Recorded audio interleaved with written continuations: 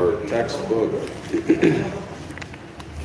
Our textbook is The Gospel and the Zodiac, The Secret Truth About J.C. the Christ Figure. Okay, y'all? This is by the Reverend Bill Darrell-El. The Reverend Bill Darrell-El. So let's get into some more of these secret truths. We left off in our last presentation a few hours ago on page 217. All right, page 217. So let's pick back up there.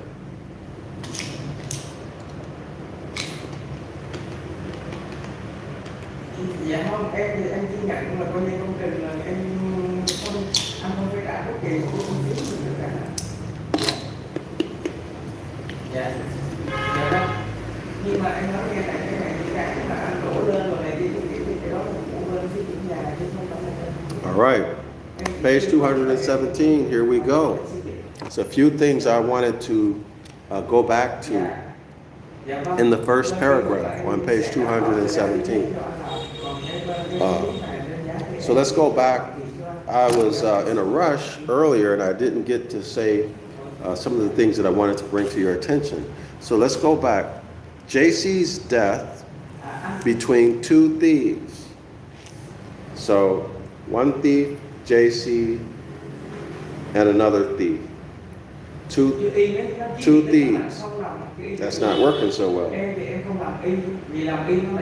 The thief, the second thief, and JC. What do you get? Two. Two is the what? Zodiac sign for Pisces, right? For Pisces. Two opposing fish. In other words, two fish going in opposite directions, right? But here we see two thieves. Both of them are thieves. Both are criminals. So are they opposite in that one believed on JC and the other didn't? Or is it simply Gemini? Is it simply Gemini?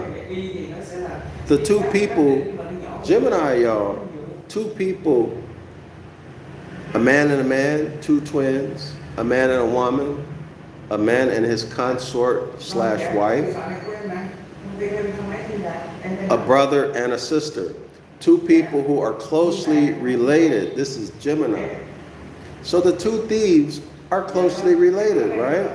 They're both in the story hanging on a cross or hanging on a stake. However you want to look at it, right? Both thieves, both caught, both hanging on a stake. So they have that in common. One says something in support of JC and one doesn't. So they say one believes on JC and the other didn't. Okay? So Gemini. Two people having opposite points of view. You decide whether this is Pisces or Gemini or even both. See, you decide. The author wants to tell you that the two thieves represents Pisces. Okay? But keep in mind that Gemini represent two brothers or any two people who are closely related or associated with each other. Okay? But who have opposite personalities. Just like one thief believed on JC, but the other didn't. Now, if you look at those two thieves as being Gemini, and you apply the Gemini story to the gospel story being in the middle of these two thieves, what are your conclusions? What do you see, scholars? Do that analysis on your own. Does it change anything? Okay. If it does change something, what does it change and why? JC's death, going back to the pagan concept, or the natural concept of death, decay. So if there's death, there has to be what? Life. So life, death, and decay, and then regeneration, which is the next generation springing forth, regrowth, a new life, a resurrected life. Okay? So JC's death between two thieves.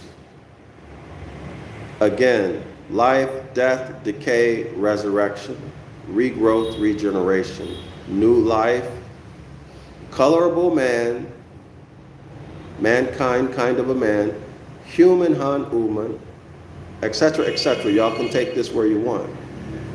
So JC's death between two thieves, read about that at Mark 15:27, echoes or hints of the death of Samson. Remember Samson and Delilah? Samson had the locks. The locks represent the rays of the sun. The rays of the sun. Okay? As we have seen, where do we see it? In the forgotten language of the stars. Okay?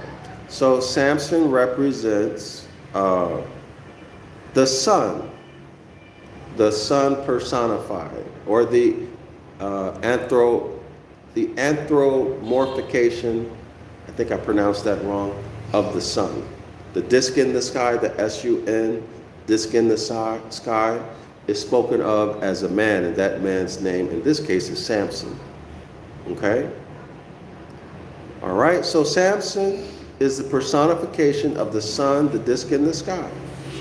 Samson is at the height of his powers when he kills the lion. Y'all remember when Samson killed the lion? Well, that lion represents the constellation of Leo, the zodiac sign Leo. All right? So Samson is at his height, the sun is at its height. That should be the zenith, right? That should be June 21st.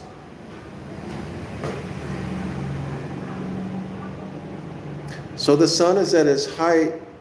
Samson kills the lion. The lion is Leo. When Samson is at its height, the zenith. The Christ, right? The Christ, the higher self. Okay? The son's or Samson's strength is reduced by Delilah. Remember, Delilah is the woman he loves, and she's always scheming. Treacherous woman, always trying to trick him. Okay, and then she is responsible for his locks being cut off. So when the sun no longer emits its sun rays, when there are no more locks, that means the sun's energy has been totally completed, depleted rather. So Samson becomes a regular man. He has no special power because his locks were cut off, and therefore because his locks were cut off, what? The sun is going to die, right? The sun has died. It has no more energy. Everybody see that? Delilah is Aquarius, so y'all go learn about that. Read the chapter in this book on Aquarius. You'll see the reason why Delilah is Aquarius. Okay, but Samson finally dies in the temple of Dagon. So who kills the sun? Dagon. Dagon, the Babylonian deity Oannes, who is the Rephaim. Who is the Rephaim? Remember, what is the sun? The sun is the disk in the sky. It is the Christ. Dagon kills the Christ. What is the Christ? The Christ is the higher self. If you're operating in your higher self, you are doing what? Living in harmony with the principles, culture, and heritage traditions of your ancient foremothers and forefathers, as instructed in Exodus chapter 20, verse 12. You are keeping the commandments. You are following the Most High's instructions. You are keeping the commandments, the Mosaic law, if you will. Okay? And who kills that? In other words, who takes you out? Or who is it that influences you? Or however it is. Who is it in this story that makes you stop or causes you or is involved with you no longer following the Most High's instructions? Who is that? It's Dogon. It is Oanes. It is the Raphaim. Why? Why? Because it is in the temple of Dogon that Samson is killed. It's in the temple of Dogon that the higher self is killed.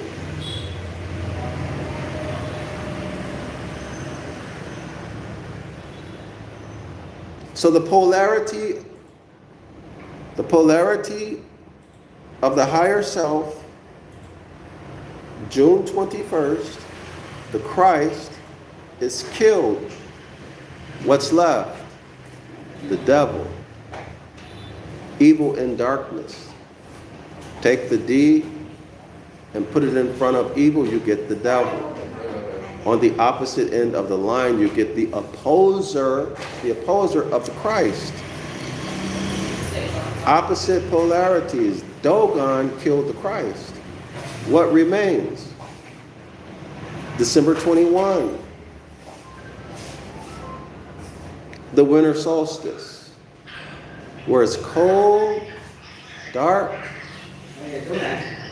and evil in the heart, in the mind, and also the behavior, and also in the winter season, right? Evil can be done to you by wild animals, by desperate men and women, desperate humans,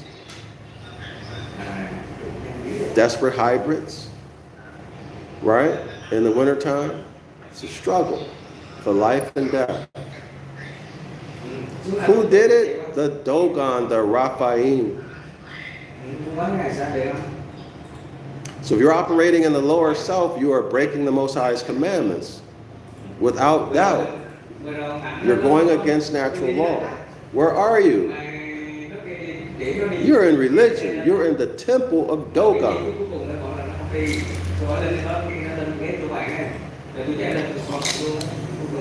Everybody follow the reasoning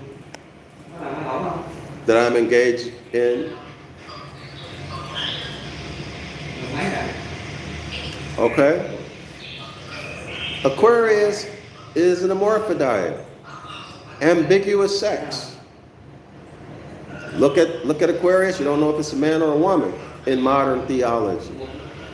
We can correlate that to Genesis chapter 1, right? The created creature by the 12 female Moorish geneticists and the Jacob figure, or maybe it was Jacob, the big-headed scientist. Okay, but in the Moorish science, the story goes like that. All right, so the 12 apostles and the Sun, the S-U-N, right?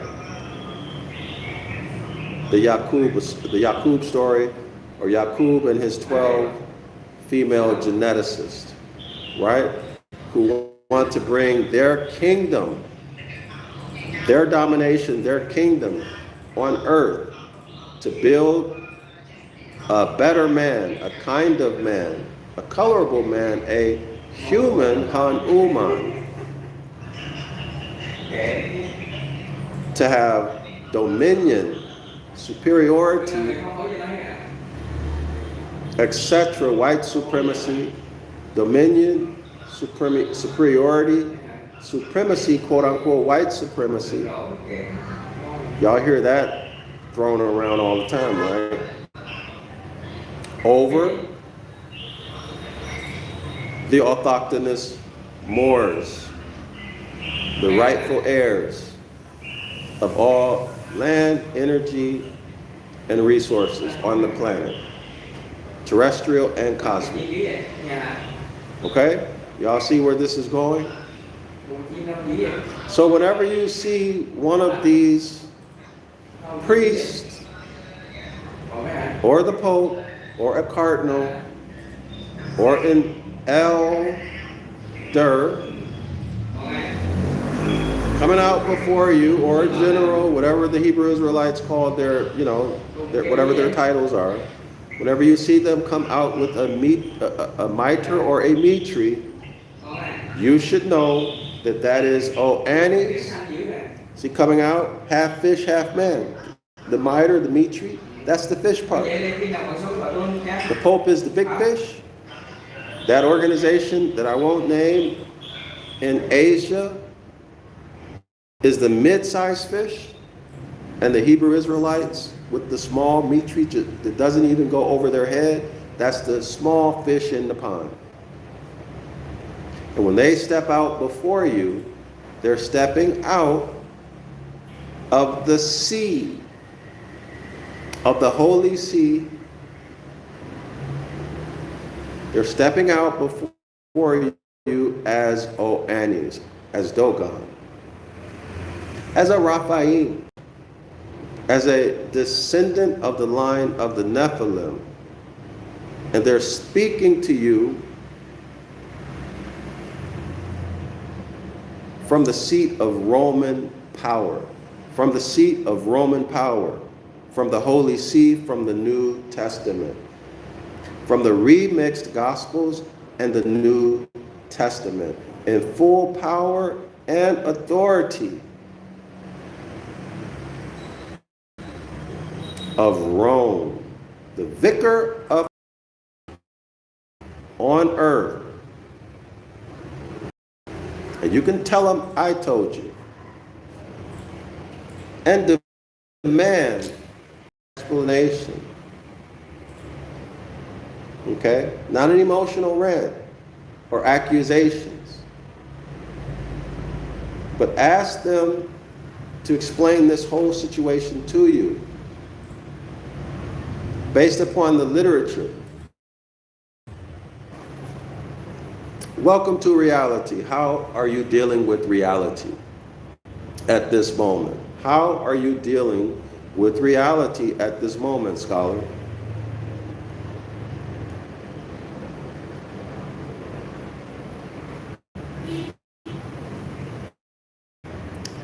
Samson, as we have seen, is at the height.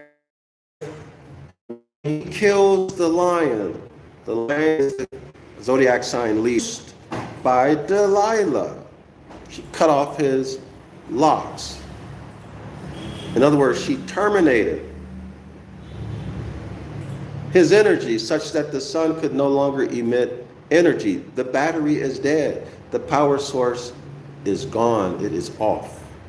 Who did it? Delilah. Aquarius. Now remember, Aquarius is very destructive. Aquarius in modern astrology is a hermaphrodite. All right? You look at it, you can't tell whether it's a man or a woman. Aquarius, going back further than that, would have to be a woman, right? Why? Because if you believe the history, if you rely on that, only women carry water. Okay? Only women carried water at that time. Men did not do that. Or was Delilah a gay? A man playing the role of a woman, a tranny. Okay? You can look at this any way you want. Not Delilah, I'm talking, let me rephrase that. Aquarius. Was Aquarius a tranny? A man dressing as a woman, living the life of a woman? Or was Aquarius an hermaphrodite? Both sexual organs present. Let's say both equally undeveloped, having a penis and a vagina, neither one fully developed. Okay? Those are the options. Those are the options. But Samson finally dies in the temple of Dogon. So the light, enlightenment, the Christ, the higher self, dies in the temple of Dogon.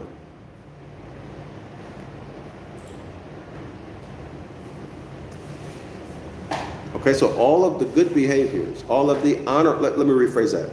So honorable behavior and honorable thinking, healthy eating, healthy lifestyle, all of that dies in the temple of Dogon. This is the higher self. This is the summer solstice. The sun at the summer solstice, June 21.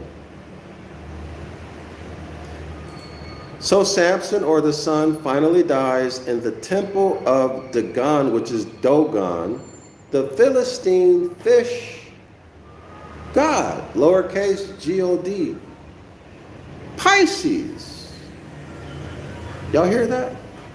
Intelligence, enlightenment, honorable behavior dies, is terminated in Pisces. Where? In the temple of Dogon. Pisces represents Christianity. They themselves, the Christians themselves, chose that.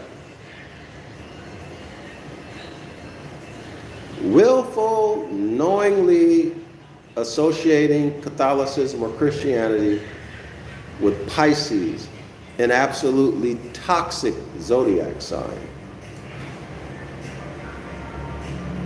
Nobody pushed that on them. They did it themselves. And on top of that, screaming even louder at you to get out, they have the nerve to call themselves church, which is Kirk or Kirky, Circe, the goddess who steals the mind. That's called brainwash. Someone steals your mind, that's brainwashes. Her victims who enter into her house. You enter into the Catholic house, they're going to steal, or the Christian house, they're going to steal your mind. How do you enter into their house? Their literature, their music. In other words, listening to their chants, their hymns, reading their writings, sermons, all of these enchantments, spells, or even physically go into their place of worship, their assembly. Okay? The objective is for your mind to be stolen. In other words, for you to be brainwashed. In other words, for you to start to change your life and start doing things to benefit that organization at the expense of yourself. Okay? Making decisions based upon their value system and their norms, their system of morals and ethics, instead of natural law. That's the point. You exchange natural law for their system of morals, ethics, and theology or dogma. Okay? You've been brainwashed. All right? You have been brainwashed. You are breaking the Most High's commandments, and you will pay the consequence, the law of cause and effect, which is suffering in all of its various forms. Hence, those who follow after the Christ must suffer and carry their cross or their torture stake. Ain't no ifs, ands, or buts about it. You're going to suffer. And you're going to witness or be involved in homosexual activity or other forms of sexual abuse, emotional abuse, or physical abuse. If you want to get into the inner house, well, you know what's required. You better be willing to show up at 7 p.m. with nothing but your jockstrap on and stay all night learning the secrets of the kingdom of God. And y'all know what that is, according to the secret gospel that they hid from you. And that's why they hid it. Let's continue. Crucified at Golgotha, the place of the skull.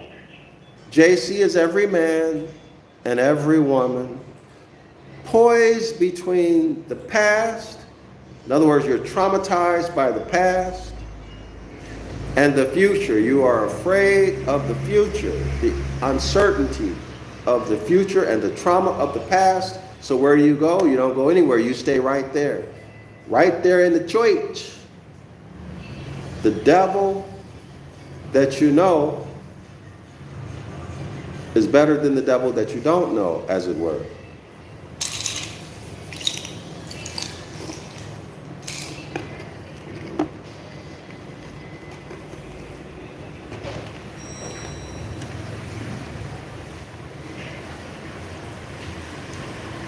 I hope my commentary is helpful to you all.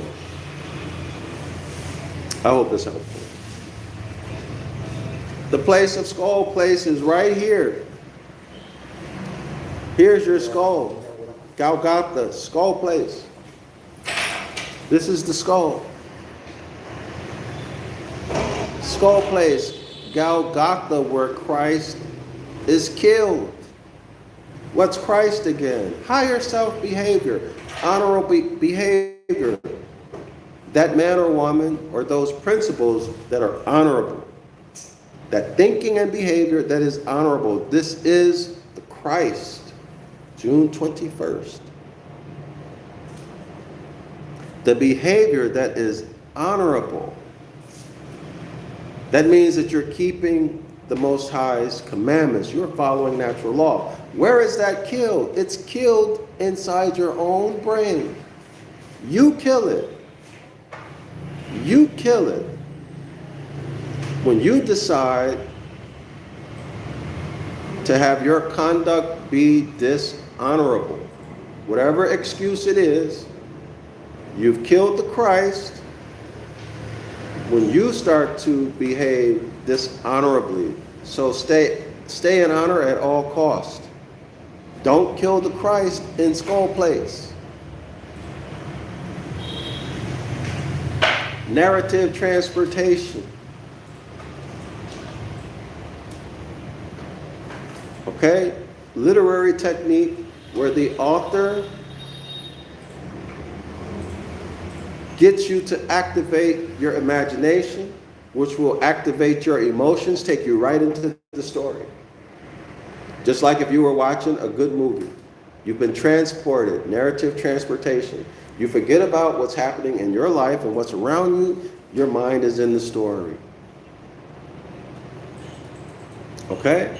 If you keep listening to that kind of music, reading that kind of literature, listening to those sermons, in other words, if you let the incantations continue, you will eventually adopt the values and those stories as a part of your life. And you begin to live it as though they were real.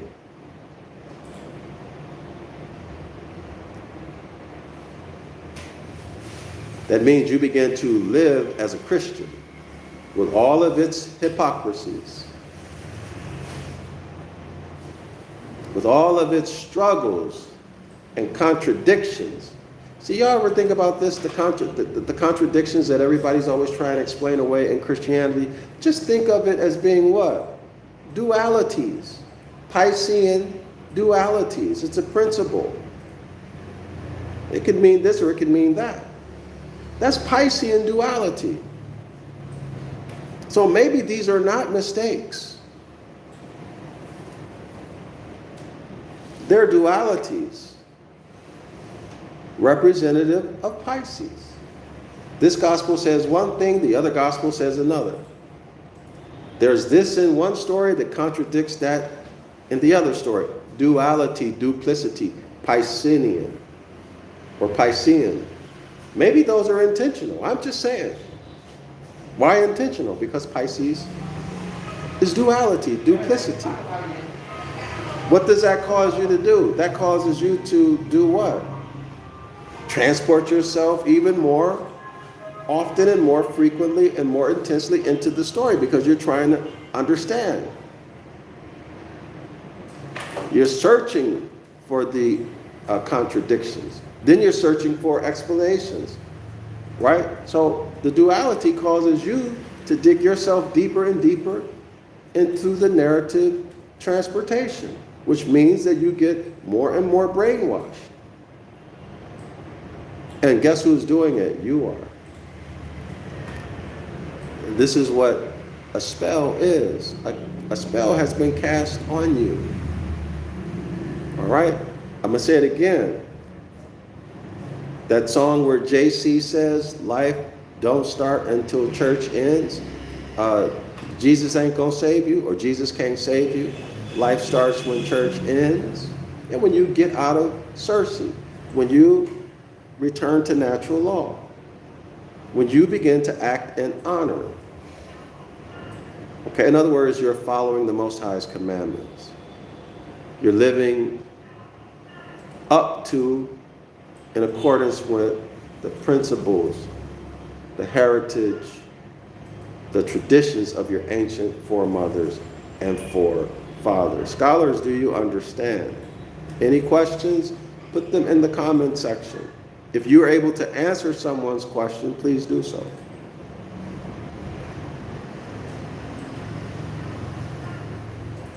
So, Christ, honorable behavior, was killed in skull plates.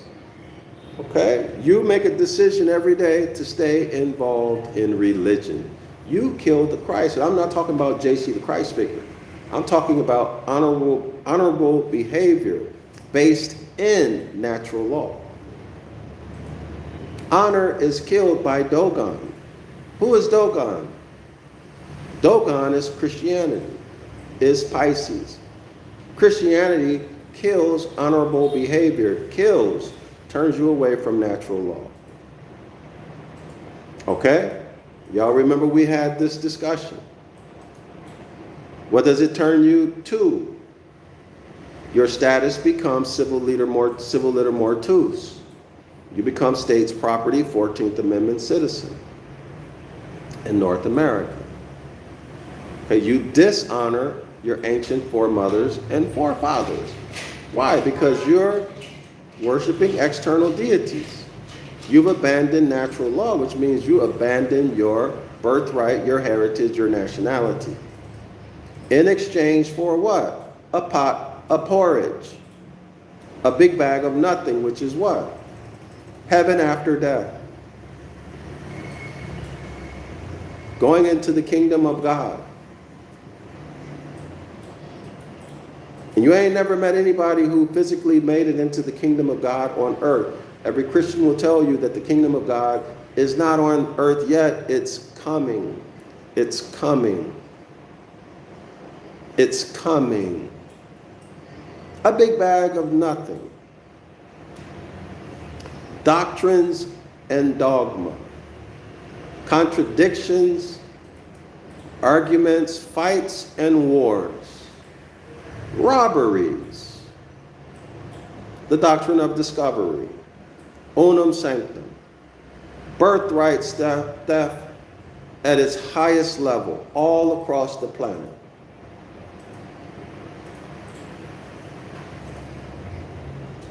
Yes, you exchange natural laws for a belief system. Dogma and doctrine, having absolutely nothing to do with nature or natural law.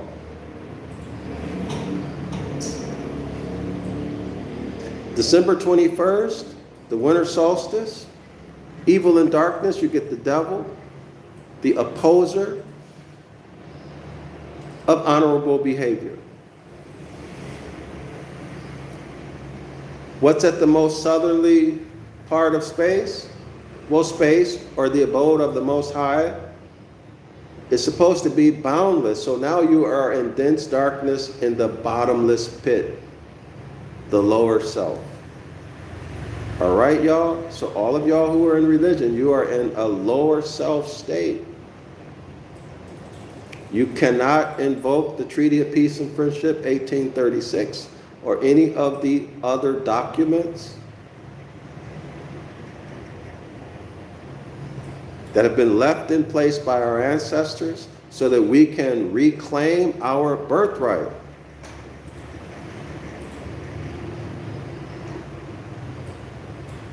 That's right, reclaim your birthright, take it back. You cannot do that as a Christian or any other religion. You must return to nature.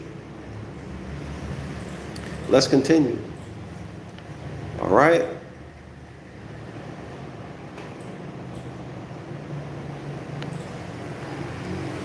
Okay, so the Philistine fish god is Pisces.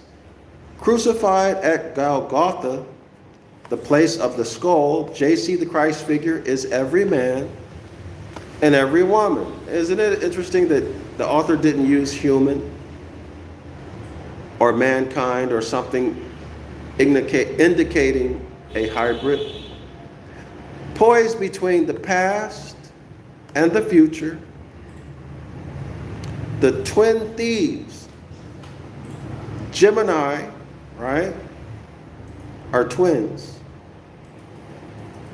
The twin thieves of the divine life. What is the divine life? What is divinity? Natural law. Those things that are natural. That is what divinity is. The power of nature. See, there's nature, there's natural phenomena that we see. And then there are the laws, the principles that govern those natural phenomena. All right? In other words, the underlying code. If you look at it in that type of computer language. Okay? Let me read it again. The twin thieves of divine life. The past, those things that you have experienced that traumatized you, that you're afraid of, that you want to get away from, external and internal. And the future, the unknown. The devil that you know is better than the devil that you don't know. What do we call that? Indifference, that place where you are frozen, scared to do anything, so you just stay where you're at. Okay? Crucified at Golgotha, the place of the skull, JC is every man and every woman poised between the past and the future, the twin thieves of divine life. In other words, fear. Fear and trauma.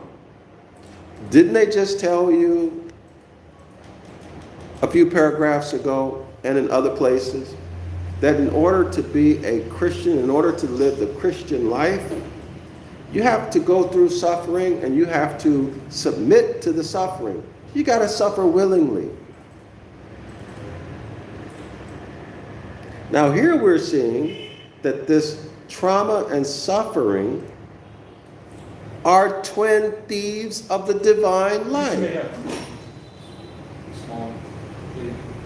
Are twin thieves of the divine life.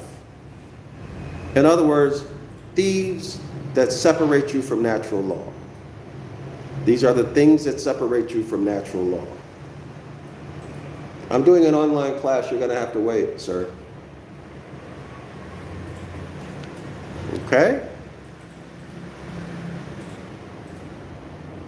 I think that's clear, right? Point well taken, right, scholars?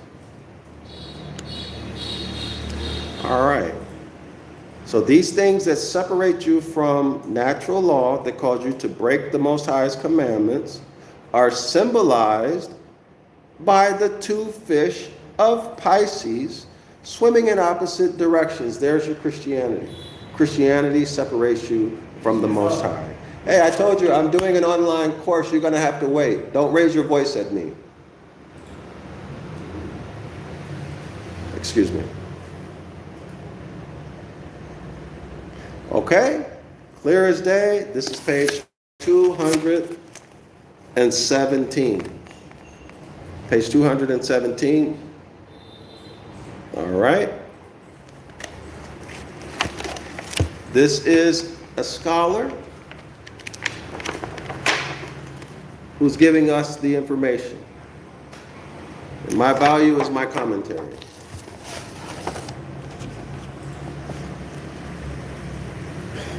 Sorry, y'all, but someone's being very rude to me. Let's continue. We'll act like nothing happened. One moment. I need to find my page. All right. Okay, so almost done. We're 41 minutes into it. Other characters in the drama play out the Piscean themes. Judas' treachery. Treachery means tricks, okay? It's when you trick someone. Y'all read about this at Mark 14, 10, and 11. And Peter's denial, read about that at Mark 14, 27 through 31, and 66 through 72. Both illustrate the cowardice we all exhibit when faced with the prospect of any kind of suffering. Well, I would beg to differ with the author, because all of us don't exhibit cowardness when we are faced with suffering. I know I don't. And I'm sure there are other men and women who don't. Okay? But anyway, I don't exhibit cowardice. Maybe y'all just saw that. Okay? So let's just take that with, well, I'll speak for myself. I'm going to take what he just said with a grain of salt. The sleep of the apostles in Gethsemane, Mark 14:40, which can hardly be historical in view of the danger they were about to encounter. So the author is telling us that the apostles sleeping at Gethsemane is a made-up story. Is itself Piscean. That means duplistic. And contrasts, it's fake in other words, and contrasts with the wakeful agony of JC, who is prepared to undergo his destined transformation. That's a transfiguration. No. Regardless of personal cost. So this is the crucifixion. Yo, I got one more paragraph. You can wait if you want. No, you don't want to wait, so screw it. All right, so let's continue. Where am I? Okay, so they're in Gethsemane. Christ is about to be crucified, right? The next day. Well, not the next day, but y'all know how the story goes. Christ is about to be crucified, and they're sleeping. Okay? So I don't know why he used this word transformation. That's interesting why he used the word transformation. Maybe I'll get a thought. Okay, they were about to, the sleep of the apostles in Gethsemane, which can hardly be historical in view of the danger they were about to encounter, right? So y'all know that these soldiers are after your buddy, and your buddy's with you. And you're going to go to sleep? Well, I don't think so. Y'all will be up. Who can sleep, right? Is itself Piscean, duplistic, didn't really happen. And contrast with the wakeful agony of JC, who is prepared to undergo his destined transformation. In other words, he's prepared to be killed, to be sacrificed, regardless of personal cost. Mark 14:32 through 42. I don't know why he used transformation. Okay? When I hear transformation with respect to or in relation to the Christ figure, I automatically think transfiguration. I'm sure most people do, right?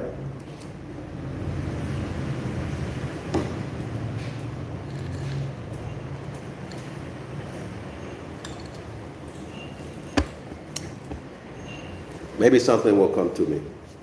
There are instances, I think I've shown them, where the author,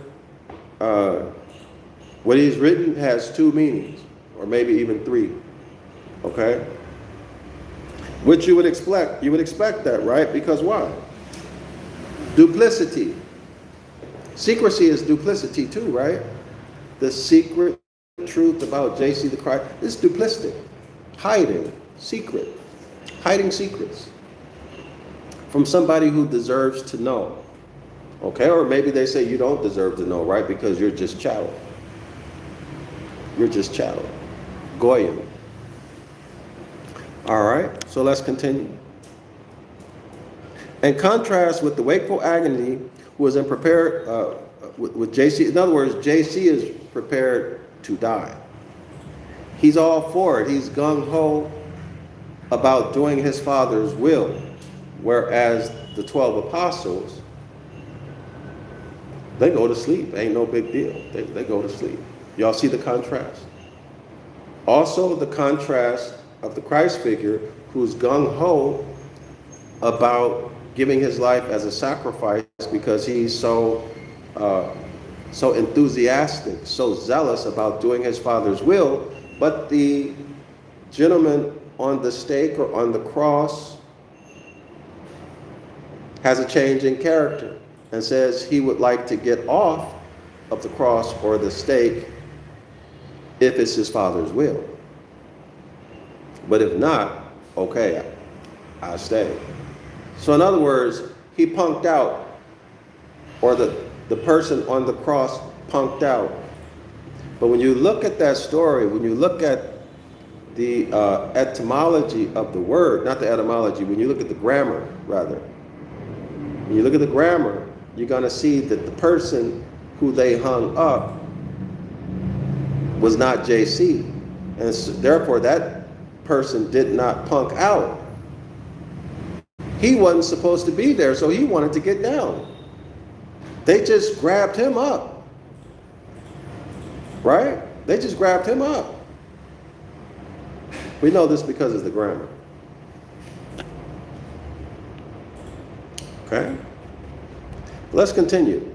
The spirit is willing, but the flesh is weak.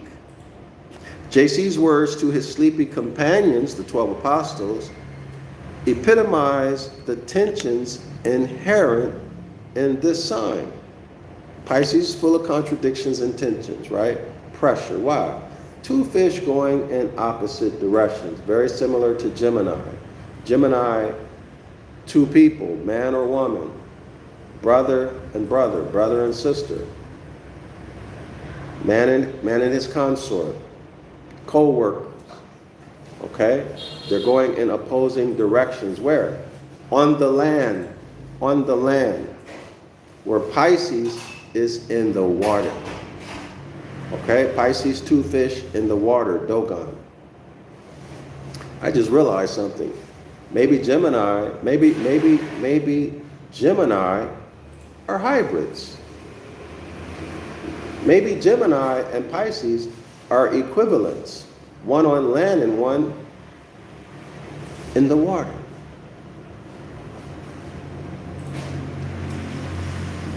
Wow, I just came to that realization.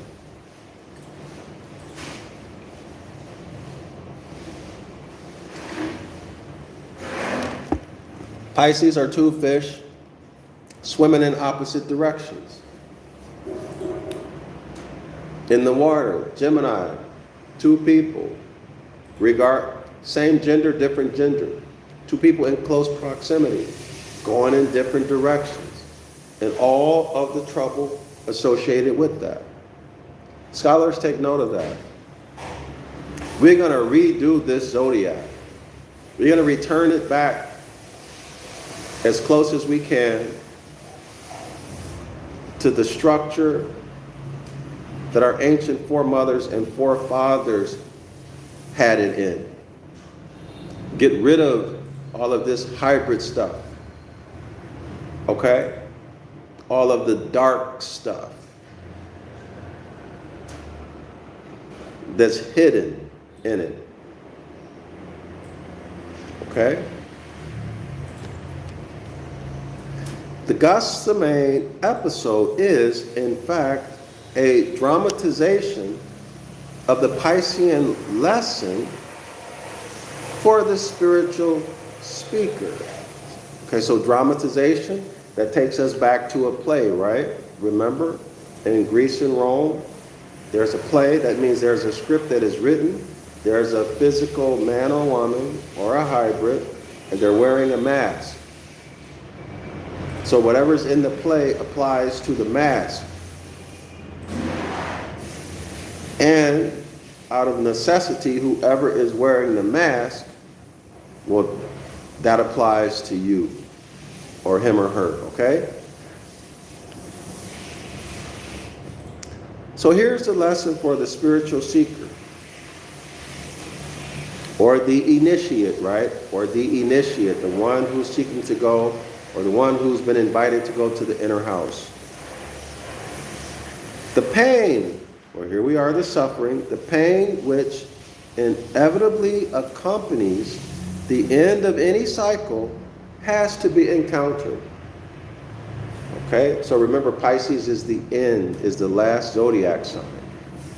So the next cycle begins with Aries. You can extend that or extrapolate it further. The end of each zodiacal age transitions into a beginning of the next zodiacal age, right? So in this case, the end of Pisces initiates the beginning of Aries. Okay? So that transition is going to be tumultuous. A lot of problems during that transition. Okay? So let's continue. The pain which inevitably accompanies the end of any cycle, in this case a zodiac cycle, has to be encountered. Well, what's another cycle? You know that being with a man or woman. Another cycle might be that you know that ending a relationship, romantic or otherwise, might be painful. But that gives you the opportunity to begin a new and better one with someone. Unless what? Unless you're afraid and you stay. Right? You stay. Why? The trauma of the past and the fear of the future. See it? All right. Keeps you locked in the bad situation. Or maybe it's not a bad situation, but you don't progress further. Okay? Evasion, denial, or sleep cannot lift us to the next phase of our existence. In other words, being indifferent and doing nothing is not going to help you to progress. And everybody wants to progress in life. If you don't feel good about yourself. With Hamlet, we have to say, quote, "The readiness is all," end quote, and go forward to a future which, quote, "could be different from the past because it is more evolved, more fulfilling." This is a quote from Rutger, page 81. Okay, we discussed it already, all right? Last paragraph, y'all, and then we're going to call it quits. But our post-resurrection journey, in other words, after your resurrection, there's a journey that you must take. like that of JC to Galilee, read about that at Mark 16:7, is back to where we started from. The cycle has ended only to begin again as we continue to spiral onwards and upwards toward our eventual liberation. I don't know what the heck that means. I got to look at this again. Give me 1 second. But our post-resurrection journey, like that of JC to Galilee, is back to where we started from. Okay, so you are lower self, right? You're dishonorable. You decide you want to be honorable. So you begin on the path of being honorable. Okay, now you're at the Christ, right? You're at the Christ, June 21, summer solstice, higher self. Now you've been resurrected because you're acting honorably.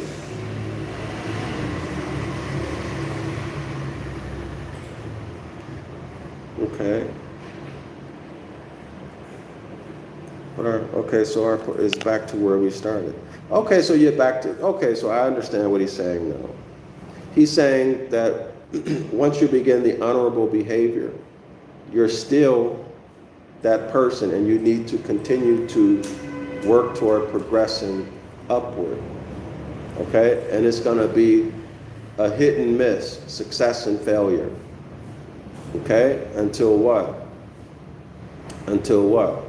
Until you've perfected living in honor at all costs. That means that your attitude and your behavior is always honorable.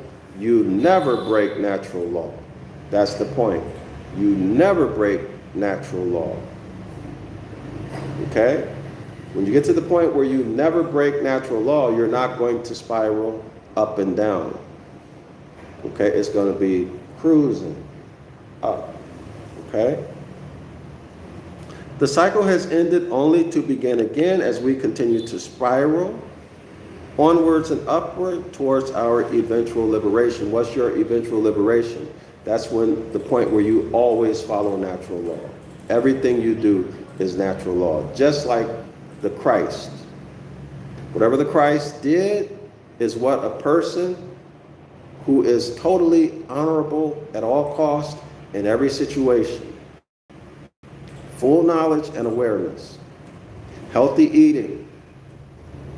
Masters of all of the areas of learning. Whatever JC did is what honor would do in the same situation. Whatever people did to JC as a result of him acting honorably is what those dishonorable people will do to you.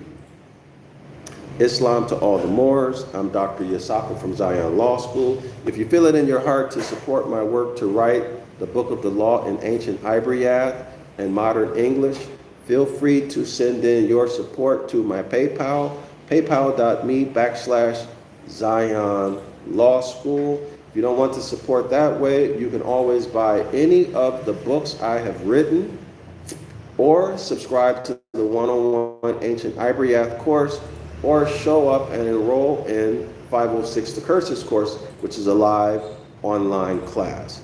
Islam, Moors, and Shalom.